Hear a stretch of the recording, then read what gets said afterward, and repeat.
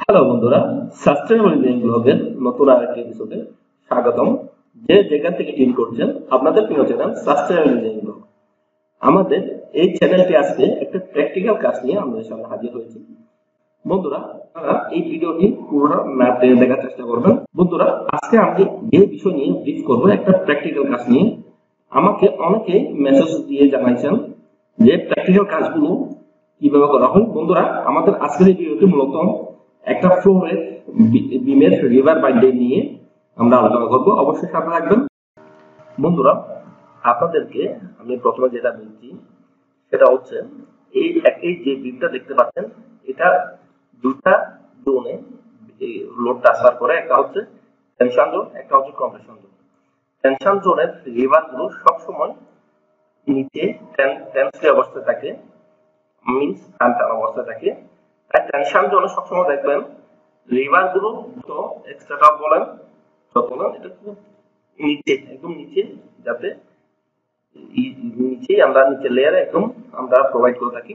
এই অংশে যেটা দেখতে পাচ্ছেন, আমরা দেখেন এক্সট্রা টপ এবং টেনশন জোনের মেইন রিভার একদম পোস্টে বসানোর চেষ্টা করেছি, শুধু একটা রড সেপারেট হিসেবে রেখেছি। বন্ধুরা, আপনারা দেখেন শিয়ার অংশে, শিয়ার জোনে মানে L/3 অংশে স্টিয়ার এখানে শিয়ার লোড ট্রান্সফার করে, শিয়ার নেয়। বন্ধুরা, একটা বিমে দুইটা ক্রস সেকশনাল দুইটা জোন থাকে, একটা হচ্ছে টেনশন জোন, একটা হচ্ছে কম্প্রেশন জোন।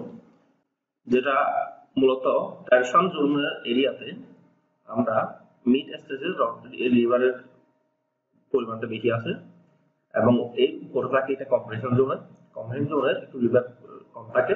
কিন্তু শিয়ার অংশে যেটা নেগেটিভ মুভমেন্ট, এটা উপরের লেয়ারে রিইনফোর্সমেন্ট বেশি থাকে এবং নিচের লেয়ারে রিইনফোর্সমেন্ট কম থাকে। বন্ধুরা, বিমের এইরকম বিস্তারিত খুঁটিনাটি বিষয়গুলো যদি আপনাদের জানতে আগ্রহী থাকেন, অবশ্যই আমাকে কমেন্ট করবেন। আমি মূলত টোটাল বিমের ফাইবার, কোন ফাইবারে কোন রিভারগুলো কি জন্য আসে, টর্শন শিয়ার কখন আসে এবং টর্ক মোমেন্ট রিডিউস করার জন্য ফাইবার লিভার কোন জায়গায় ট্রিটমেন্ট করতে হয়, সব বিষয় নিয়ে আমি নতুন একটা ভিডিও নিয়ে আসবো। ওই পর্যন্ত ভালো থাকবেন, সুস্থ থাকবেন, সাস্টেনেবল ইঞ্জিনিয়ারিং এর সাথে থাকবেন। আজকে মূলত আমাদের ভিডিও এই পর্যন্ত। ধন্যবাদ।